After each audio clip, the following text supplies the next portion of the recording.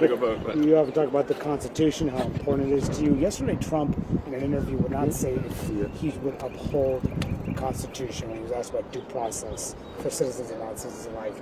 Was that appropriate for him to say that?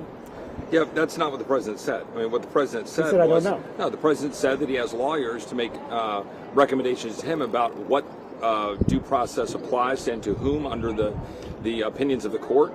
He's talking about what should apply to those people who are here illegally, which there are, of course, due process protections for all persons in the United States of America, but there are also court interpretations dealing with where and how you can make determinations of status, including immigration judges in the executive branch.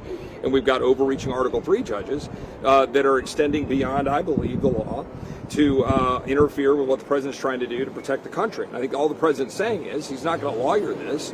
He's just simply saying we're going to go follow the law, but one person's interpretation of the law, I mean, there's a reason why Supreme Court opinions split, right? You have different views on it. So he's allowing his lawyers to make the recommendations that he should allow. He could just say yes. He could just say yes. I would uphold the Constitution. Well, but remember, the question he was being pushed was just this very point you're trying to do. You're trying to somehow imply that the president's not trying to protect the due process rights afforded under the Constitution. That's simply not true, right? There are different ways that it applies for different people based on their status if you're here illegally. It just is true. You have due process protections. But if you're, charged with a crime, murder, or, assault or something, and you're afforded the right to have a counsel and so forth, go before a judge, your status questions, you're have a right under interpretation by judges to have counsel and so forth.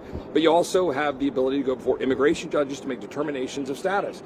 And the president's saying that in the executive branch, he believes has authority to have determinations of status, particularly when he's talking about under the, the Aliens Act and removing these dangerous people from our streets. So I think you guys are extending beyond what the president said. Okay,